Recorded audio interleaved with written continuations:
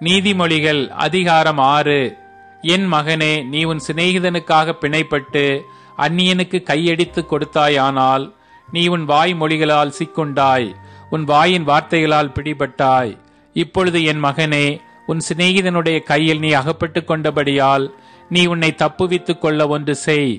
உன் கண்ணுக்கு நித்திரையும் உன் கண்ணிமைக்கு தூக்கமும் வரவிடாமல் உன் சிநேகிதனிடத்தில் போய் உன்னை தாழ்த்தி அவனை வருந்தி கேட்டுக்கொள்.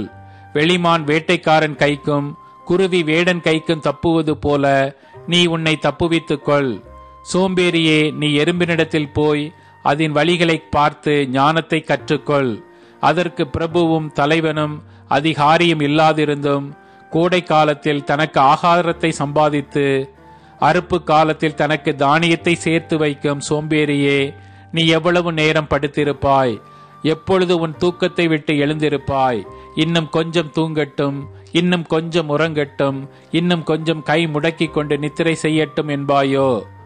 உன் தரித்திரம் வழிபோக்கனைப் போலவும் உன் வறுமை ஆயுதம் அணிந்தவனைப் போலவும் வரும்.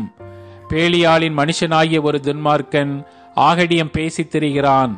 அவன் தன் கண்களால் சைகை காட்டி தன் கால்களால் பேசி தன் விரல்களால் போதனை செய்கிறான். அவன் இருதயத்தில் திரியா வரமுண்டு, இடைவிடாமல் பொல்லாப்பை பிணைத்து வழக்குகளை உண்டு பண்ணுகிறான். ஆகையால் சடுதியில் அவனுக்கு ஆபத்து வரும், சகாயமின்றி சடுதியில் நாசமடைவான். 6 காரியங்களை கர்த்தர் வெறுக்கிறார், 7 அவருக்கு அருவருப்பானவைகள். அவையாவன: மேட்டிமையான கண், பொய் நாவு, குற்றமற்றவர்களுடைய இரத்தம் சிந்தும் கை, துராலோசனையை பிணைக்கும் இருதயம், தீங்கு செய்வதற்கு விரைந்தோடும் கால், அபத்தம் பேசும் பொய் சாட்சி, சகோதரருக்குள்ளே விரோதத்தை உண்டு பண்ணுதல் ஆகிய இவைகளே. என் மகனே, உன் தகப்பன் கற்பனையை காத்துக்கொள், உன் தாயின் போதகத்தை தள்ளாதே.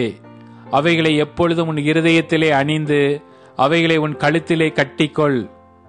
நீ நடக்கும்போது அது உனக்கு வழி காட்டும், நீ படுக்கும்போது அது உன்னை காப்பாற்றும், நீ விழிக்கும்போது அது உன்னோடே சம்பாஷிக்கும். கட்டளையே விளக்கு, வேதமே வெளிச்சம், போதக சிற்சையே ஜீவ வழி. அது உன்னை துன்மார்க்க ஸ்திரிக்கும் இச்சகம் பேசும் நாவை உடைய பரஸ்திரிக்கும் விலக்கி காக்கும். உன் இருதயத்திலே அவள் அழகை இச்சியாதே, அவள் தன் கண்ணிமைகளினால் உன்னை பிடிக்க விடாதே. வேசி நிமித்தம் ஒரு அப்பத் துணிக்கையையும் இறக்க வேண்டியதாகும். விபச்சாரியானவள் அருமையான உயிரை வேட்டையாடுகிறாள். தன் வஸ்திரம் வேகாமல் மடியிலே எவனாவது நெருப்பை வைத்துக் கொள்ளக்கூடுமோ? தன் கால் சுடாமல் எவனாவது தள்ளலின் மேல் நடக்கக்கூடுமோ? பிறனுடைய மனைவியிடத்தில் பிரவேசிப்பவனும் அப்படியே அவளை தொடுகிற எவனும் ஆக்கினைக்கு தப்பான். திருடன் தன் பசியை ஆற்ற திருடினால் ஜனங்கள் அவனை இகழ மாட்டார்கள். அவன் கண்டுபிடிக்கப்பட்டால் 7 மடங்கு கொடுத்து தீர வேண்டும்.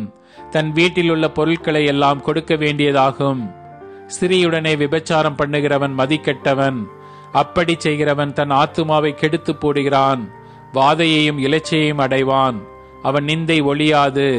ஸ்திரியை பற்றிய எரிச்சல் புருஷனுக்கு மூர்க்கத்தை உண்டு பண்ணும். அவன் பழிவாங்கும் நாளில் தப்ப விடான்.